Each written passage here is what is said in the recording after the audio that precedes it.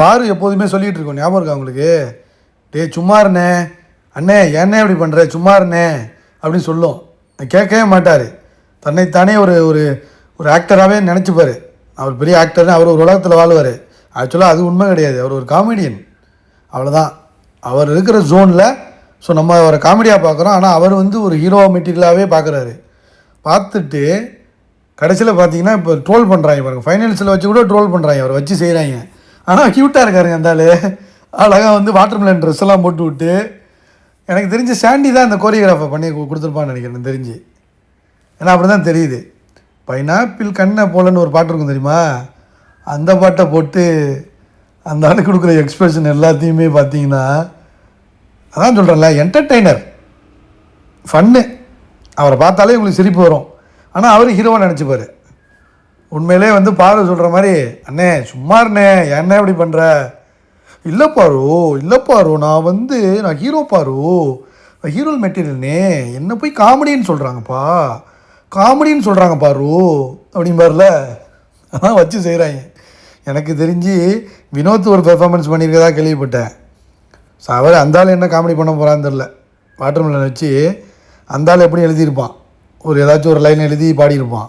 ஆனால் இந்த கோரியோகிராஃபி வந்து எனக்கு டவுட் வந்து, ஒன்று வந்து விஜய் டிவியில் உள்ளவங்க, இந்த ஜோடியில் உள்ளவங்க பண்ணியிருக்க வாய்ப்பு இருக்குது.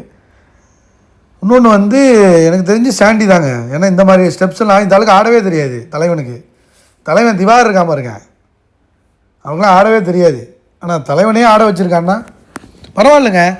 ஒரு லைம் லைட்டில் இருந்துக்கிட்டே இருக்கார்ல திவாகர், வேறு லெவலுங்க. ஏன்னா ஃபேன்ஸ் அதிகமாகிடுச்சு. ஏன்னா அந்த ஆளை வந்து நீ வந்து கேம் ஆடலை அப்படின்னு சொல்ல முடியாதுல்ல. பிக் பாஸ் கேம்னு வச்சுக்கிங்க, பாருவுக்கு அடுத்த கட்டத்தில் வந்து திவாகர் வருவார் கேமில். ஆனால் என்ன, அவரே ஹீரோன்னு நினச்சி ஏமாற்றிக்கிறாரு.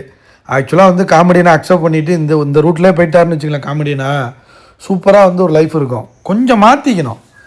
ஸோ கோவம் வர்றது உள்ளே ட்ரிகர் பண்ணிட்டாங்க. எல்லோரும் வந்து இவரை போட்டு தானே அடிக்கிறாங்க. இப்போ கூட பாருங்கள், இந்த பாட்டிலையுமே இவரை போட்டு தான் அடிக்கிறாங்க. இருந்தாலும் கொஞ்சம் நல்லா க்யூட்டாக ஒரு இவரை ரசிக்கிறதுக்கு ஒரு கூட்டம் இருக்குல்ல, அதுதான் அவர் சொல்லிக்கிட்டே இருக்காரு. என்ன ரசிக்கிறதுக்கு ஒரு கூட்டம் இருந்துக்கிட்டே தான்டா இருக்கும் அப்படின்னு சொல்கிறாரு.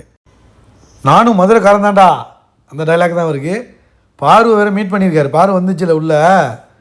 ஸோ பார்வை பார்த்து, அண்ணே நீ தானே அப்படிங்கிற மாதிரி பேசிவிட்டு, பாரு உன்னை மிஸ் பண்ணுறேன் பாரு, நல்லா இருக்கியா பாரு அப்படின்னு வந்து அன்பு மலையை பொழிஞ்சிருப்பார் போல். ஸோ அவருக்குன்னு ஒரு லைம் லைட் கொடுக்குறாங்கல்ல விஜய் டிவி, அதுவே பெரிய விஷயங்க. ஸோ எத்தனை பேர் கிடைக்கும் அது? இந்த மாதிரி ஒவ்வொரு வாட்டர் மெலன் வச்சு ஃபேமஸ் ஆனவங்களுக்கு வேறு லெவலுங்க. இதெல்லாம் லைக் பண்ணுங்கள், கமெண்ட் பண்ணுங்கள்.